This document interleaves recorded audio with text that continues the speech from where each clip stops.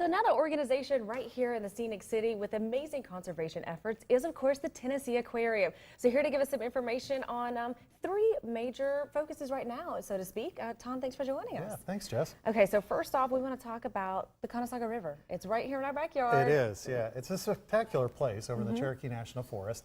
And at the Tennessee Aquarium, you know, folks get to go from the mountains to the sea and come face to face with these beautiful animals. But we also get a lot of requests to go behind the scenes. So we're going to talk about a couple opportunities to join us on some adventures outdoors and then kind of go behind the scenes. So the first is a chance to go snorkeling on the Conasauga River. And this will be coming up on Saturday, August 4th.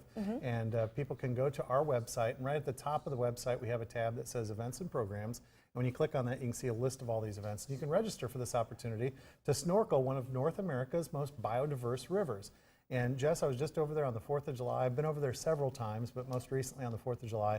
And it's sort of like fish snorkeling in the Tennessee Aquarium because it's full of life. There's 57 species of fish that you can see. I got some great pictures of a turtle that was swimming around in there, and sometimes you see salamanders and all kinds of things. And this location in the Cherokee National Forest is just spectacular.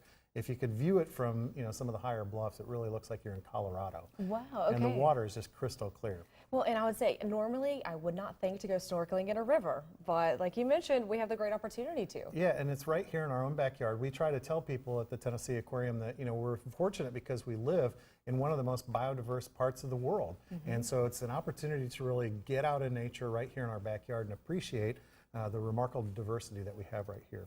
Okay, so that's one of the opportunities. Just to kind of go behind the scenes a little bit, what else do we have? Well, we offer monthly tours of the Tennessee Aquarium Conservation Institute. And 2 years ago in October, we opened this Freshwater Science Center. And a lot of people have wanted to go out there and see it. And so this is an opportunity to visit this. Tuesday, August 14th will be the next opportunity to go tour this.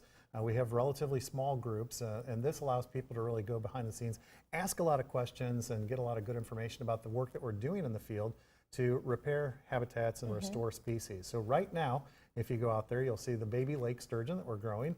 This is a partnership that's been going on for 20 years. We're celebrating our 20th anniversary.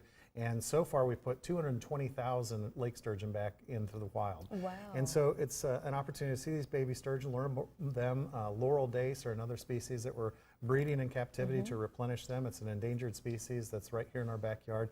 And also the southern Appalachian brook trout, those very colorful native trout species we're raising at the Tennessee Aquarium. And you'll learn all about this work and see the science and go behind the scenes with our scientists. So along with the replenishment program in many ways, what else does a conservation center really focus on and work with? So there's kind of three areas there. One is called our Flex Lab, and this is really a teaching space. And just this last week we had the River Teachers Workshop where we actually had educators, high school educators coming to the Conservation Institute and spending a week with our scientists. So they would go out in the field, sample fish on the South Chickamauga Creek, for example, go to various locations and over to the Conasauga River. They got a chance to snorkel over there and kind of learn techniques that they can take back into the classroom this fall and enhance their science education programs at their various schools. And we've had a lot of success with that. The propagation room we talked about where the sturgeon and the trout and those kind of things are being raised.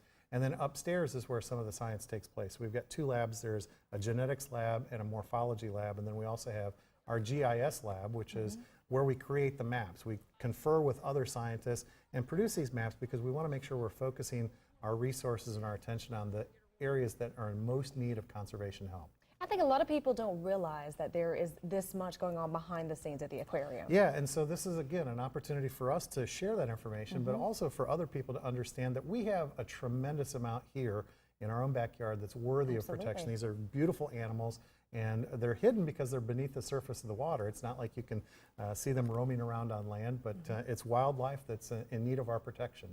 Okay, so shifting gears just a little bit, but still remaining on that conservation focus, you have a couple ideas for back to school as well. Yeah, absolutely. So as people are thinking about shopping for back to school, we'd like to remind them that single-use plastics are some things that we really need to reduce in our lives. The solution to the plastic pollution that's happening in our rivers, lakes, and streams is really in our hands. So instead of single-use bottles, we want to encourage parents to purchase reusable water bottles or drink bottles that they can send with their kids to school. And instead of using baggies, think about using a reusable sandwich bag like this one, which is washable. You can clean it every day if you want. You can purchase several of those. We've got these cool designs with either sea turtles or sharks on them. All of these items are available in the aquarium gift shop. And this is a really cool product, Jess. It's a flexible container that you can use not only for sending kids back to school with and putting their lunch in.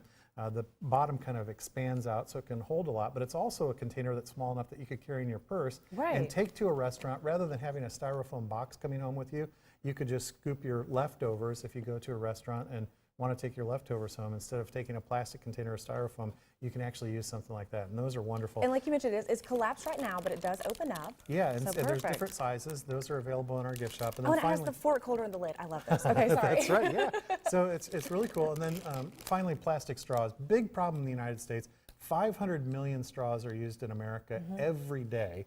And you've probably witnessed this when you go to a restaurant. Sometimes they bring you the drink, it's got a straw already in it. And then when they refresh your drink, here comes another straw. And sometimes 3 or 4 straws later, you're done with your meal. And we want people to move away from plastic straws because for most Americans, plastic straws are merely a convenience. There are some folks who have disabilities that really need a straw. And so that's why we think that it's an opportunity to use reusable straws, whether they're plastic, bamboo, paper, or aluminum. There's a lot of options. And we've seen a lot of restaurants start moving away from the plastic straw too. Just a week or so ago, Starbucks made a huge announcement that they're going to be doing away with all their plastic straws.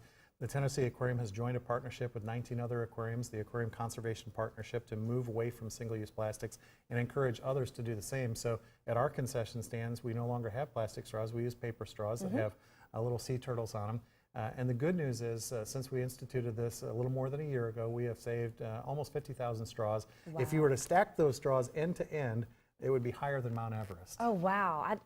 You don't think about that. You don't think about the impact, absolutely. Yeah, so it's things that are happening in our lives every day. Big one is the reusable water bottle, so we really want everybody to move towards using reusable water bottles. All right, good to know. And of course, you have a great selection of stuff at the aquarium that's appropriately themed. I know, perfect. All right, so again, remind us the snorkeling date for the Conestine River. Snorkeling is Saturday, August 4th, and we leave the aquarium about 7:45, and it's kind of an all-day thing, but the Forest Service provides the snorkels and the masks. All you have to do is bring your bathing suit and something to cover your feet. You'll want some wet shoes or some beach shoes to actually wear in the water, but it's a great experience. And again, it's facilitated by aquarium experts and the folks over at the Forest Service. So great experience. And is that date and the date to view the Conservation Center online? Yeah, they are, again, on our homepage, right at the very top of the page, events and programs, and that'll give you a drop down of all of the aquarium events coming up. All right, perfect. Well, Tom, thanks for joining us and telling us about these great opportunities and these great ideas as we start our back to school shopping as well. Thank you. All right, Tom, we'll talk to you again soon, and we'll be right back on Let's Chat.